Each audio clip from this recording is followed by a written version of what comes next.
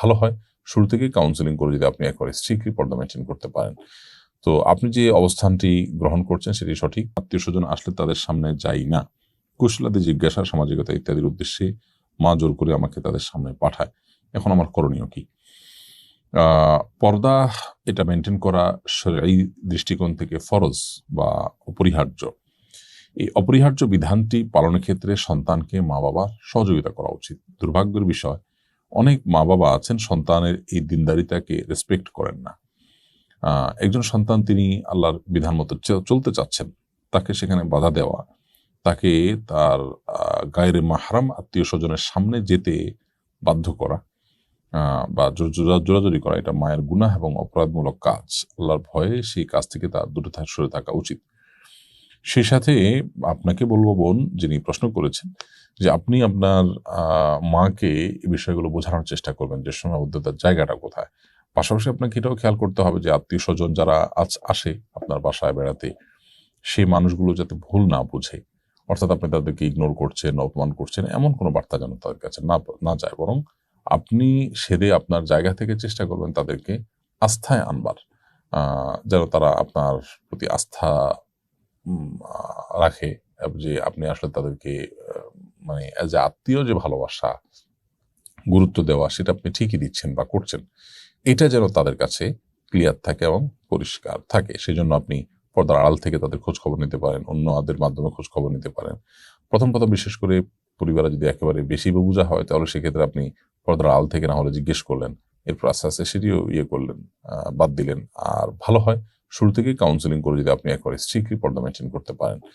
তো আপনি যে অবস্থানটি গ্রহণ করছেন সেটি সঠিক, আপনার মায়ের অবস্থানটি ভুল। সেক্ষেত্রে আপনার মার এই নির্দেশ না মানলে আপনার গুনাহ হবে না, কারণ এটি আল্লাহর নিষেধাজ্ঞা রয়েছে। নিষেধাজ্ঞার সেই বিষয়টিতে মা আপনাকে আল্লাহ নিষেধাজ্ঞাকে লঙ্ঘন করতে বলছেন।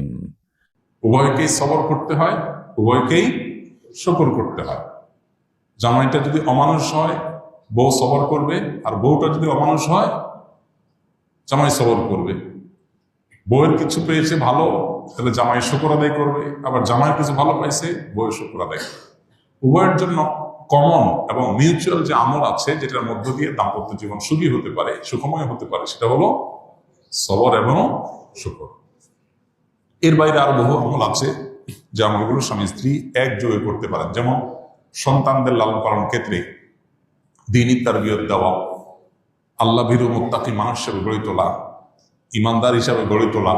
এক্ষেত্রে স্বামী এবং স্ত্রীর উভয়ের একযোগে চেষ্টা করার ব্যাপার আছে।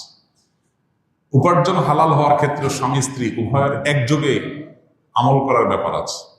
স্ত্রী যেরকম তার স্বামীকে ডেডলাইন দিয়ে দিবে যে হালালের মধ্যে থাকতে হবে, এর বাইরে যেতে পারবে না, স্বামীও একই সাথে স্ত্রীকে বলবে এবং দায়িত্ব নিবে যে হালালের বাইরে তার পরিবারকে উপার্জন তিনি করে দিবেন না। এই জায়গাটাতে উভয়কে একযোগে কাজ করতে হবে। তাহলে পরিবারের সন্তানদের লালন পালন, দ্বীনী তারবিয়ত দেওয়া, হালাল উপার্জন, আল্লাহ যা হালাল দেন সেটা পরিমাণে কম হলে আমরা তুষ্ট থাকবো, অন্যদের সাথে নিজেদেরকে কম্পেয়ার করব না, এইসব বিষয়গুলোতে। এবং যদি নিজের জীবন সঙ্গীর জীবনে ভালো কিছু পাওয়া যায়, মুখে স্বীকার করতে হবে, তাকে থ্যাঙ্কস দিতে হবে, কৃতজ্ঞতা জানাতে হবে, তাহলে আল্লাহ খুশি হবে। শুধু মনে মনে শুকর আদায় করলে হবে না। অনেক স্বামী আছে স্ত্রীর ভালো গুণ দেখে মনে মনে আলহামদুলিল্লাহ বলে, আল্লাহকে শুকরিয়া জানায়, কিন্তু বউর কাছে কিছু বলে না, বলে দৌড়ের উপর রাখে সবসময়।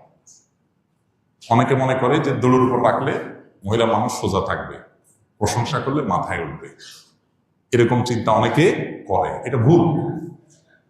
মানুষের ভালো কাজের স্বীকৃতি পেলে মানুষ আরো ভালো কাজ করতে উদ্বুদ্ধ হয়, আর আল্লাহ তাআলা সেটাই নির্দেশ আমাদেরকে করেছেন। নবী সাল্লাল্লাহু আলাইহি ওয়াসাল্লাম বলেছেন, মান লাম ইয়াশকুরিন নাস লাম ইয়াশকুরিল্লাহ। যে ব্যক্তি মানুষের ভালো কিছু দেখার পর তার শুকরিয়া জানায় না, মানুষকে যে শুকরিয়া জানায় না, সে আল্লাহকে আলহামদুলিল্লাহ বললেও সেটা শুকরিয়া হয় না।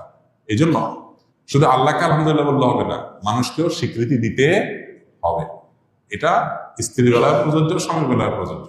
অনেক মহিলা আছে অন্যান্য মহিলাদের সাথে গল্প বলার সময় নিজের স্বামীর অনেক তারিফ করে, যে ভাই, আফা বা ভাবি, আমার বাচ্চার বাবার মতো ভালো মানুষ হয় না। আর আমি মুখ দিয়ে বলার আগে সব হাজির